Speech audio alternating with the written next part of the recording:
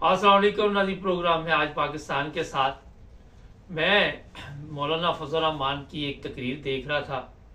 वो बता रहा था कि सबसे पहले जो ख़त्म नबूवत का नारा वो हमने लगाया, उसके बाद पूरे पाकिस्तान में ख़त्म नबूवत के नाम पे तजारत शुरू हो गई और इसमें फजल रहमान भी शामिल है।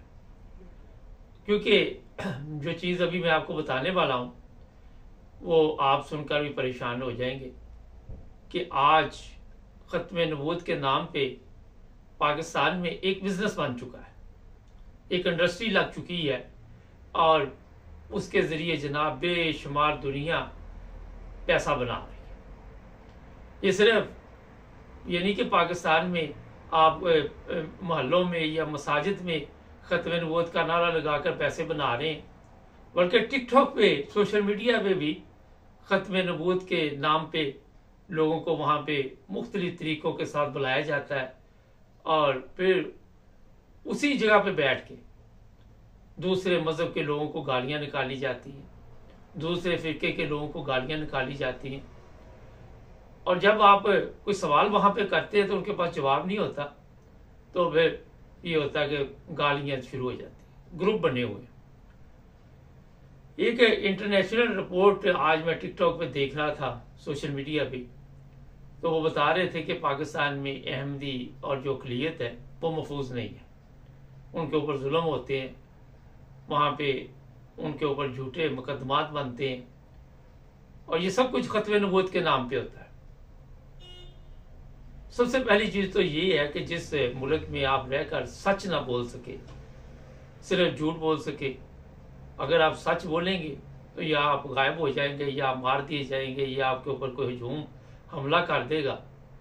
उस मुल्क में ये नारा लगाना कि हम ख़त्म नबूवत के मुजाहिद हैं, मगर जिस नारे का ये आजकल आपने देखा हर तरफ चर्चा होता है और नबी पाक सल्लल्लाहु अलैहि वसल्लम ने सबसे पहले ये बताया कि झूठ ना बोलो, मगर पाकिस्तान में अगर आपने रहना तो झूठ बोलना, अगर आपने सच बोलना तो पाकिस्तान में नहीं रहना, वरना आप किसी वक्त भी इस दुनिया से अगले जहान पहुंच सकते हैं या आप गायब कर दिए जा सकते हैं। झूठ का ये म्यार है कि सोशल मीडिया हो या आम पब्लिक हो या उलमा हो, उन्होंने ऐसा ये तजारती सिस्टम जो मज़हब के नाम पे शुरू किया हुआ है और लोगों को दिन ब दिन बजाय इसके कि उसमें कोई समझ आए, नहीं आ सकती। जब आप छोटे बच्चे के दिल में ये बता देते हैं कि आपने हमेशा यहाँ पे झूठ बोलना है और सच नहीं बोलना,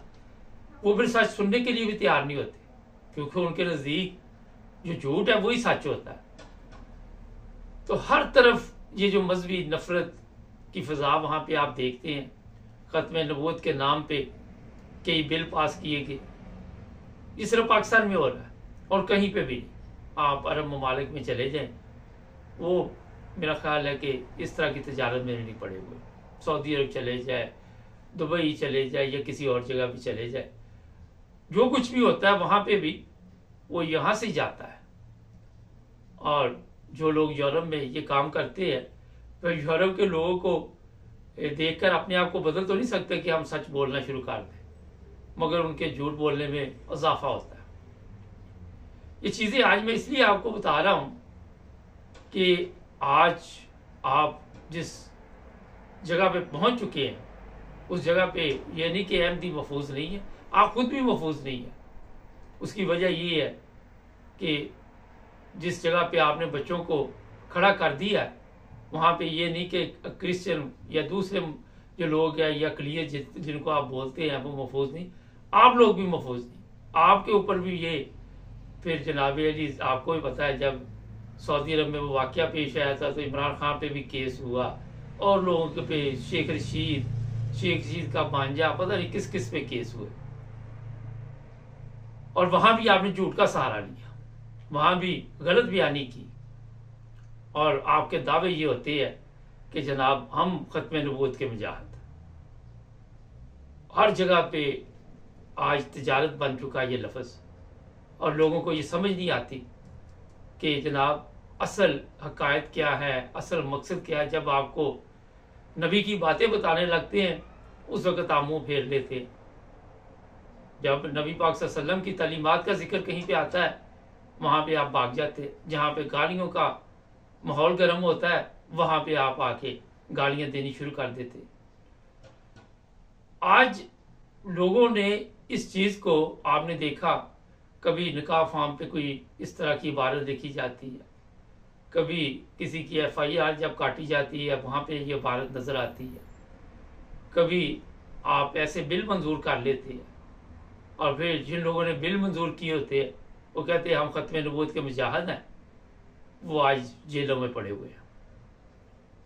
अगर तो उन्होंने बड़ा नेकी का काम किया था, उनके ख्याल में ये बहुत बड़ा, मैं चौधरी परवेज इलाही की बात कर रहा हूँ, तो मेरा ख्याल है फिर तो उसकी ज़िंदगी में बहारें आनी चाहिए थी, कुछ ज़िंदगी तब्दील होनी चाहिए थी। ये तो नहीं होता कि आप बड़ा नेक काम करें और बड़ी अपनी तरफ से बहादुरी का मुजाहरा करें। ये सिर्फ अकेला नहीं, कई बेशुमार लोग, फिर आपको जेलों में डाल दिया जाए। अल्लाह ताला इस तरह तो इनाम नहीं देता ना।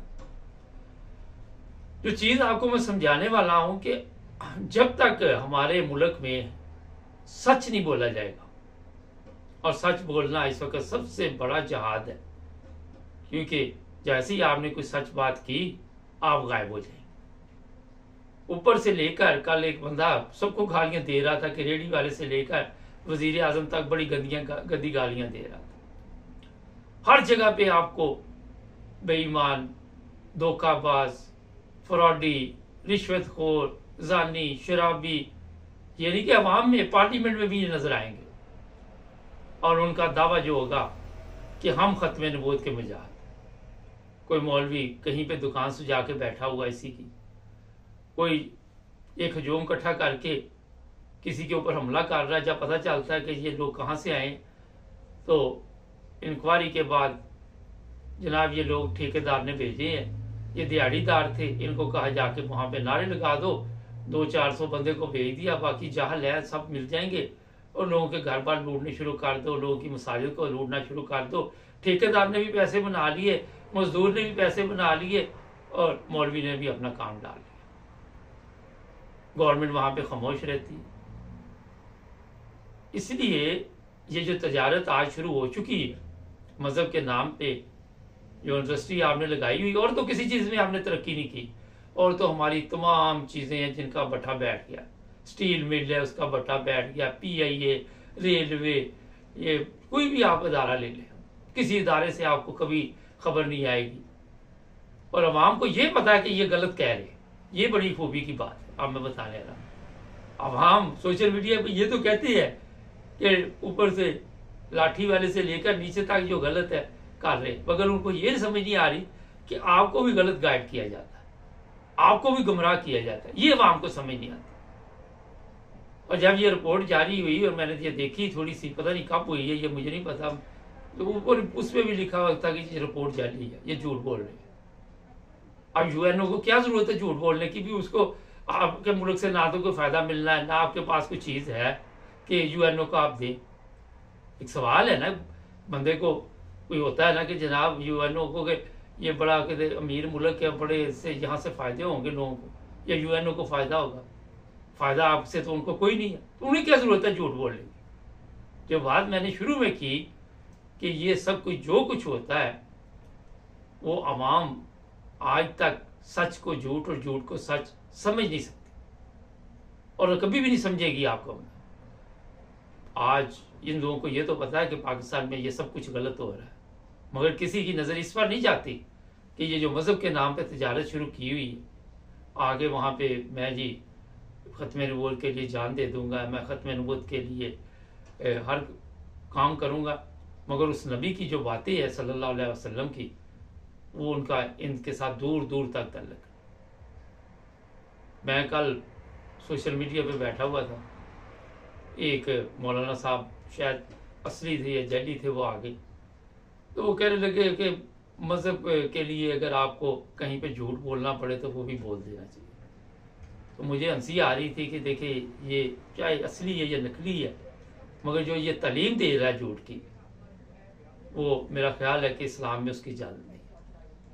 हमारी अदालतों में झूठ, हमारे अदारों में झूठ, हमारी पार्लियामेंट में झूठ, हमारे सियासतदान झूठ, हमारे डॉक्टर झूठ, इंजीनियर झूठ, पायलट झूठ, आम पब्लिक वो भी झूठ। और जब कौमों की बुनियादें झूठ पे रखी जाती है तो मेरा ख्याल है कि सच समझने के लिए उनके कान जो काम नहीं करते, सच बोलने के लिए उनकी ज़ुबान जो है वो उनका साथ नहीं देती। ये बड़े अहम जो मसाइल हैं जिससे हम निकल नहीं पा रहे। हमारी अदालतें 50-50 साल बाद, पता नहीं उस वक्त झूठ बोल रही थी या आज झूठ बोल रही थी, किसी को ना उस वक्त के फैसले पर उनके कोई इतबार था ना आज इतमाद है। आज भी लोगों ने उनके फैसले का मजाक उड़ाया। हमारी अदलिया का सच के साथ दूर दूर तक तल्लुक है। हर जगह पे आपको जो केस भी सामने आते हैं मुकम्मल झूठ पर होते हैं। कभी कोई इश्तिहारी मुजरम 7 साल बाद पाकिस्तान आता है तो उसे प्रोटोकॉल दी जाती। मैं नवाज शरीफ के बेटे की बात कर रहा हूँ। पहले उसकी बहन का बयान था कि ये ब्रिटिश नेशनल है, इनका पाकिस्तान से कोई तल्लुक नहीं। कल बेटा आता है वो कहता है जी मैं तो पाकिस्तानी पासपोर्ट है मेरे पास, मैं तो पाकिस्तानी नेशनल। वो भी झूठ बोल रहा है, बहन भी झूठ बोल रही है। जिस माशरे में आपको सिर्फ झूठ की तालीम दी गई हो, जहाँ पे ख़त्म नबूवत के नाम पे तजारत शुरू की हो, वहाँ पे क्या आप या आपकी नस्ल अपने आप को तब्दील कर सकती है? ये जो लोग सोशल मीडिया पे बैठे हुए वो वहाँ पे गालियाँ देते हैं और 200-300 बंदा नीचे बैठ के मिल जाता है कि गालियाँ दो, तो मेरा ख्याल है कि वो भी पैसे बांध रहे हैं। पैसे आपको ही बताया कि अगर कोई टिकटॉक पे बैठा हुआ है वहाँ पे कोई लाइफ इस तरह जो मर्जी करता रहे, लेकिन वो पैसे मिलते हैं। और फिर एक और देखे, जब वो जितनी गालियाँ देते हैं एक जी गिफ्ट दिया जाता है।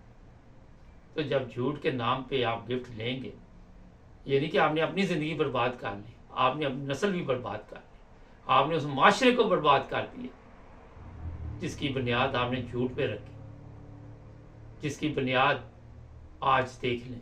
हमें खुद नहीं पता कि ये बिल्डिंग किधर जा रही है। कभी हम इस तरफ को करते हैं, कभी इस तरफ को करते हैं, मगर सीधी बिल्डिंग नहीं बन रही।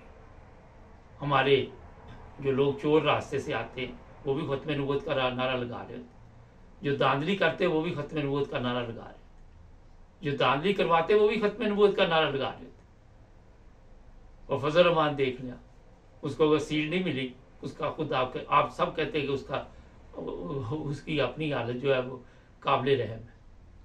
तो ये मेरा ख्याल है कि पाकिस्तान जो आपने मौजूदा देखा है, ये कायदे आज़म का ख्वाब नहीं था पाकिस्तान का। ये अल्लामा इकबाल ने भी सोचा नहीं था कि पाकिस्तान इस तरह का बनेगा। उनके ज़हन में भी नहीं था कि ये कौम इस तरह की होगी। आज हमें गौर करना होगा, ये जो तजारती मंडी है, ये जो इंडस्ट्री लगाई हुई है, अगर इसे बंद किया जाए और दूसरी इंडस्ट्री चलाई जाए तो लोगों को रोज़गार बेहतर मिल जाएगा, हलाल रोज़गार मिलेगा, पाक रोज़गार मिलेगा। मगर इस तरफ ना तो कोई तवज्जो देगा क्योंकि कोई इस काबिल ही नहीं है। ना प्रोग्राम काफ़ी लंबा हो जाना, हमारे चैनल को सब्सक्राइब करें, जुड़े रहे हमारे साथ।